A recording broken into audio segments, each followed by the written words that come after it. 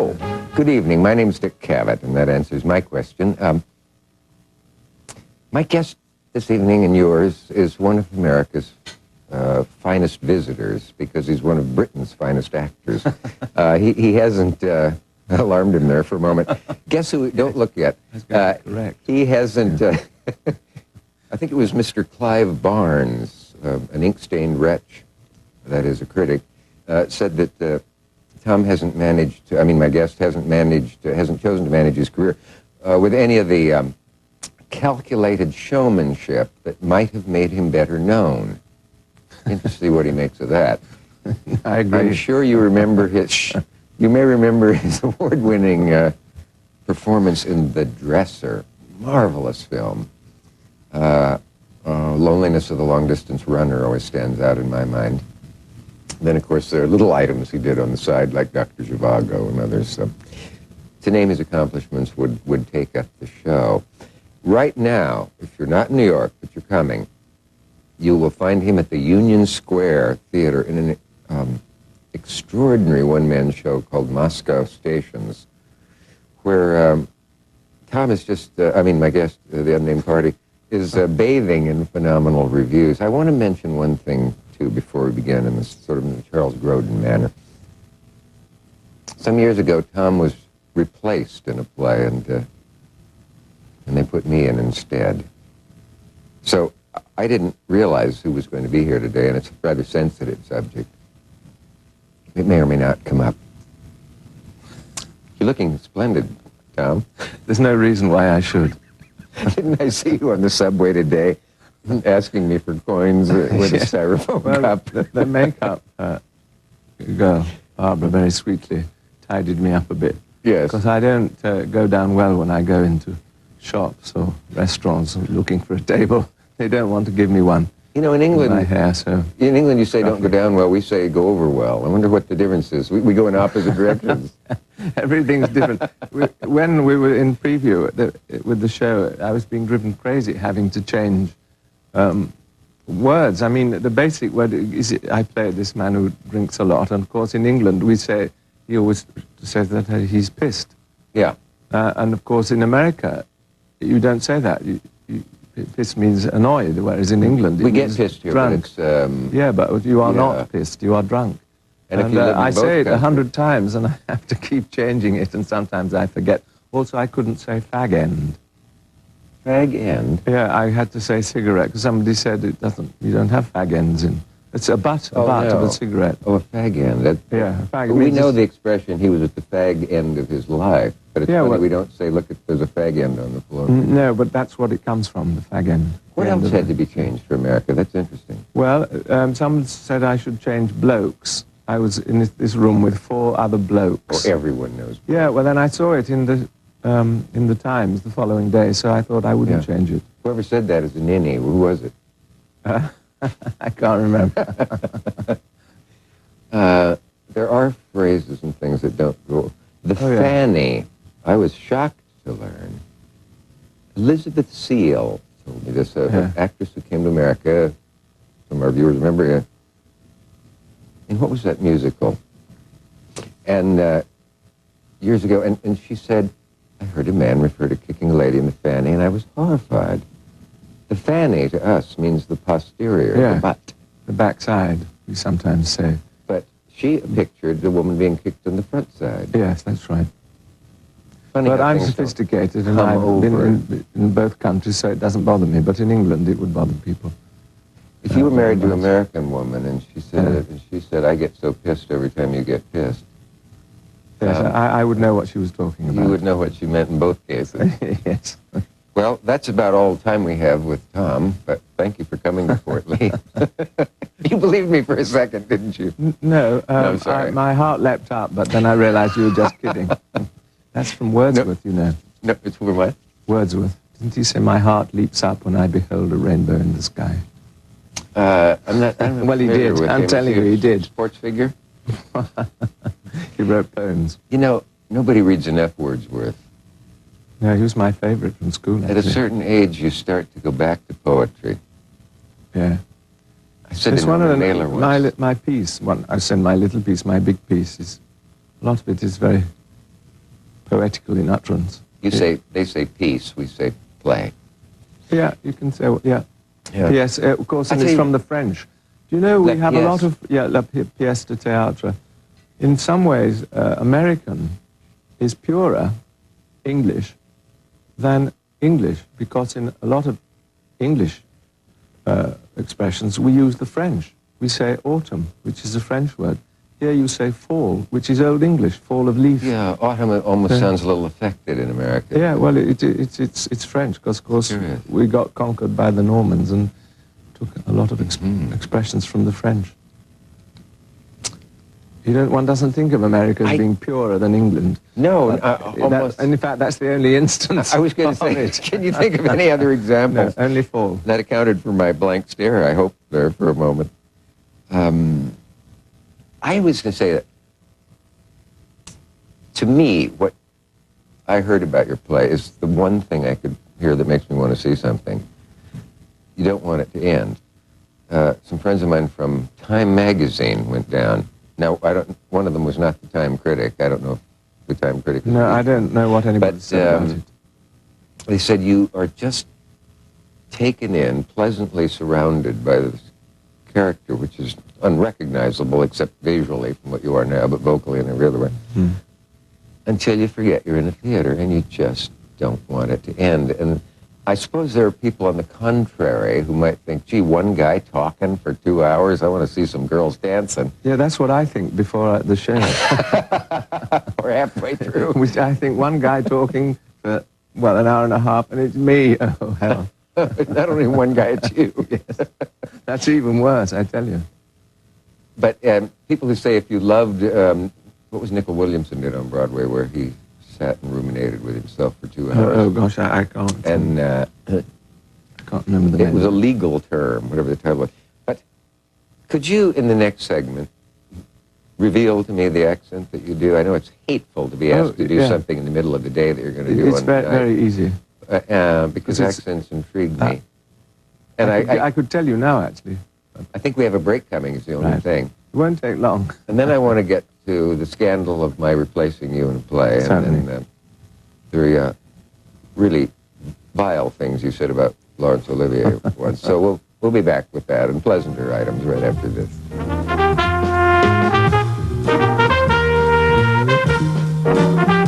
Watch me when I hiccup, trusting in divine providence. Right, to death. We're back. Yerofiev? We're back. We're back. Is it Yerofiev, the playwright? No, Or Yerofiev? Yerofeev, I say. Yerofeev. But I say it all wrong. It now can be disclosed. He's going to a place called Petushki, but I say Petushki. But I can't change it now because it's sort of in Somebody, my it might have been Posner, told me Yes, that the Posner, rule yeah. in Russian, if you're not sure, is to accent the second syllable, Yeah, that's why I say Petushki. as but in Stanislavski, Yeah, I guess. I love accents. yeah. Do you want to hear the accent I use in I do, and I just can't Moscow imagine anything. stations? I'm using it right now. You have it, even as I speak, without flicker of an eyelid. I just go straight on into my accent. I use my own accent. Tom, Except occasionally I use a Dublin accent, which if I can just think of it, I do one of the characters he meets on the train. They talk like this, that's Dublin, which I learned in a film I did in the summer. So I thought I might as well use it again. I noticed changed one of the accents. This is my Dublin accent. your teeth And- go into a different position Oh, I dare say. when you do Dublin. Yeah. Dublin. That- yes, you've got to be taught all, when I did a Norfolk accent once in England, the lady who taught me said, you have to get the habit of mouth, the habit of the mouth, a mouth like a little letterbox. A little letterbox? A little letterbox. Like A a little letterbox, and then you get the, if you get where the tongue is. I mean, the key to the Cockney. By letterbox, you meant a slit only. Yeah, the key to Cockney is the tongue never gets up off the bottom of the mouth. That's why Michael Caine, you see, that's why he'll never be playing Hamlet, because the tongue just won't get up. It always sits there on the bottom of the mouth. Oh, let me see if I can do Michael Caine. But Keep the tongue down. Yeah, You on the force bottom it of the down? mouth, yeah, that's the key to Cockney. They want him for the part, but he's queerer than I am, so he got the part. No, that's, Well, you only, have to that's try, somebody it else. takes a, no, it takes a Courtenay. little while. It takes a while to get the hang of it. But Does blimey come from blow me? Blow me. It mustn't it, in no, Cockney? no, it just says As in blimey. blow me down. Cool, blimey, cool. I don't know where cool comes from. Cool, blimey, no idea. But wouldn't blimey be blow me? No, it's blimey, but I don't know what it means. If you're a wrong, lot of these things don't are you mean prepared anything. to apologize if you're wrong? No, no. So, but little expressions keep coming up in the But- piece. But wait a moment, just Yes. wait a moment. Sorry. You've perpetrated a fraud on the American writing public then, because What? everybody I've read on the play has commended your faultless Russian accent. Well, they've said one or two very odd things altogether, so I don't think we should go by what they say. So you don't And talk that's like one Russian? mistaken. No, I'll no. be My, damned. Vladimir Posner, who's Russian, though he speaks perfect American, said that he was interested to know how I'd learned to move like a Russian. And Oh. I wasn't aware that I was Go moving into like that a a bit. Russian. How does one? I don't know, I just do it. And he says all my movements are a complete giveaway that I'm Russian. And Now- it's just happened. Shall I tell you what's going on here? Yeah. The fact is that your mental note taker as an actor and a Yeah. gifted mime has simply seen Russians move and has subliminally recorded their motion Yeah, so that you simply fall into it. yeah. Also, the piece couldn't be more Russian. You couldn't, no other country could produce such a way of talking and a way of observation, such a sort of wit. This is very Russian. His jokes, he makes jokes all the time. However bad things are, and they're quite bad for him, he makes jokes all the time, and they're simply Russian. Do you want to hear a Russian joke? So, It's not funny, but some of them are. But the only one I can think of happens to be the one I can think of. I can't think of any others, if you see what I mean. Oh, And he says, inconvenient. if every Friday is going to be like this, I'll hang myself one Thursday. That's a Russian joke. that's the full joke right there. That's the full joke. It's not his funniest joke, but You didn't leave anything out of it? no, No. no, that's Well, it. it's surely amusing. No, it isn't. Are there a lot of knee slappers like that in the show, Tom? There are some very funny bits. That isn't one of them, but it is a Russian joke. I know that the playwright was quoted as, who was tragically obscure, apparently, right up to his death, was quoted Yeah. as saying, my play, well, it's 90% comedy. It's 90% No, comedy. 90 pages 90 of pages comedy? of funny stuff and 10 pages of sad stuff. I he'd That's how he appreciate put being it. quoted correctly now since he's dead. But it's one of those cases where I thought, do I have to pretend I've heard of this playwright? No, you don't. No. And he himself was a drunk. Yes. Was he ever? It's curious, isn't it, that Yes, he started when he was at university, because he was very brilliant. And he Yeah. got a scholarship to Moscow University, which is a vile and awful place. I mean, I don't know if you've seen the building, no. but it would put you off it. Anyway, he got there as a young, brilliant young boy from Siberia. And he said, I looked to the left and it was ugly, and I looked to the right and it was ugly. And that's when I started drinking, because he thought he'd come to the wrong place. He thought but then, it was a hard time to be a sensitive soul and bright and clever, under Brezhnev. Yeah. Because if you're clever and quick, which he was, he'd be quicker to say something he shouldn't have said than anyone else. And it would make him very unpopular with the authorities. Couldn't help it. Quick, puncturing, satirical, Yeah, a bit critical like you. comments were not encouraged in the Soviet Union. No. I mean, the Soyuz Sovietskих Socialistических Республик. Yeah. It doesn't sound clever, does it? Doesn't sound good at all. No, it wasn't. We'll be right back. There's frontal nudity in the next segment.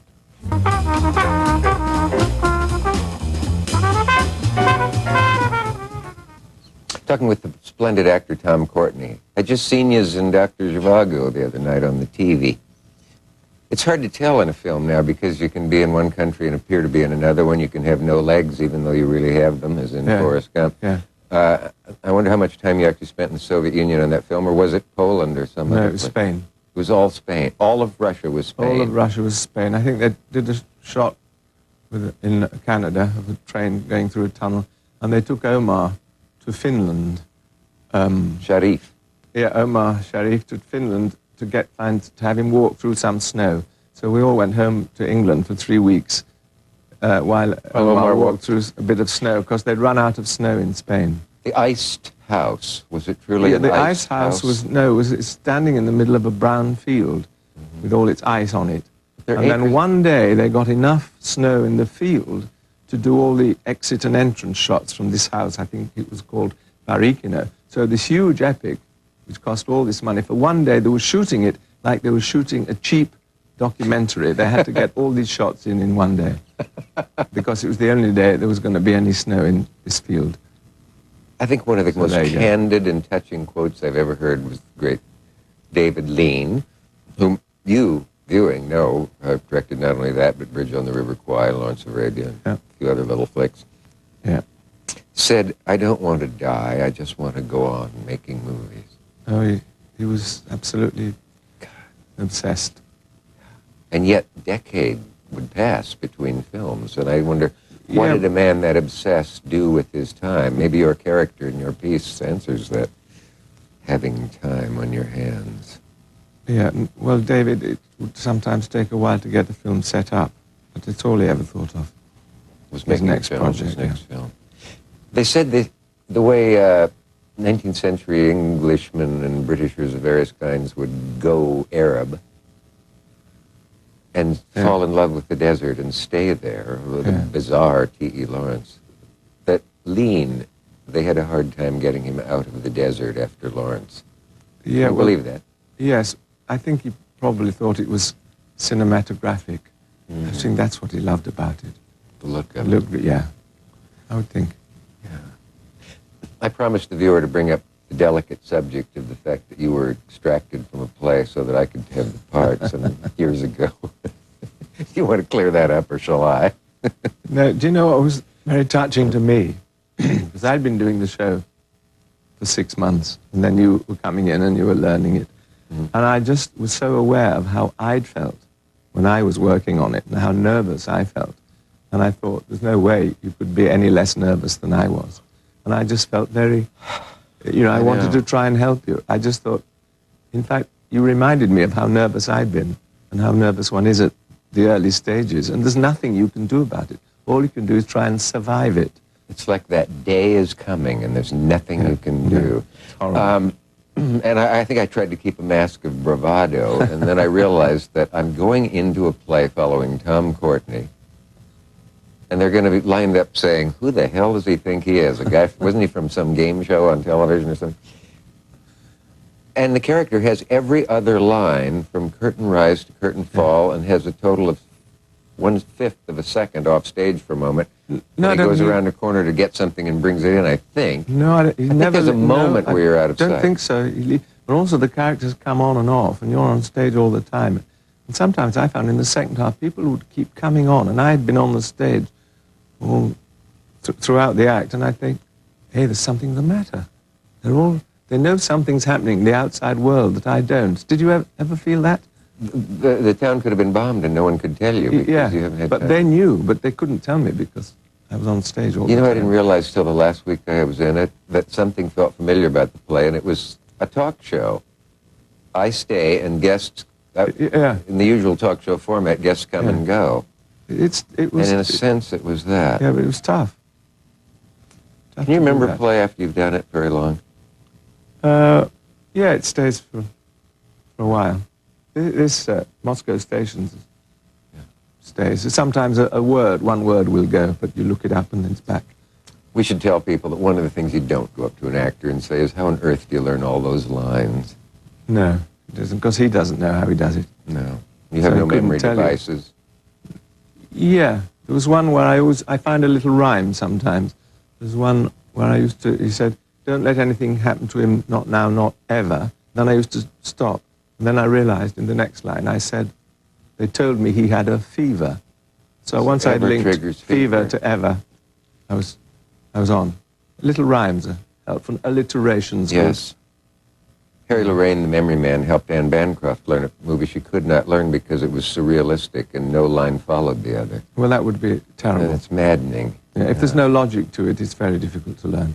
You turned down Lear once. We have to hurry. We only have a minute left. Somebody asked me to play Lear. You said no thanks. Yeah, just like that. And you said you must have great rage. Olivier has great rage off stage, and I don't. Yeah, no, Can well, he was you elaborate Italian. on that in 30 elaborate seconds? No, to play Lear, you have to be a tyrant. A tyrant. A tyrant, and the only one I can really think of that I've come across in my lifetime is Laurence Olivier. What did he do tyrannical? Well, I think he just was. So if he says every inch a king, he just says it. Whereas somebody else has to say make a big deal of being every inch a king. Yeah. Not Larry. Every inch a king. Fine, I agree. He was always nice to me. Oh, it's lovely. Oh, brilliant. But it's there. I was hoping you could tell us where you caught him beating someone with his cane or You just whipping a pony. You or could see him be icy in Richard III. There it was. Yeah. You've got to have that. I don't have that. Is all of Broadway on tape? All of Broadway on tape. I do believe they tape plays now, one night during the run. Oh, my show was taped in London, in the West End. Tom Courtenay appearing brilliantly in a play. And what theater? Union Square. Can I come? Yep. Got any passes on you? Yep, I have them. People are really that crude as to ask that.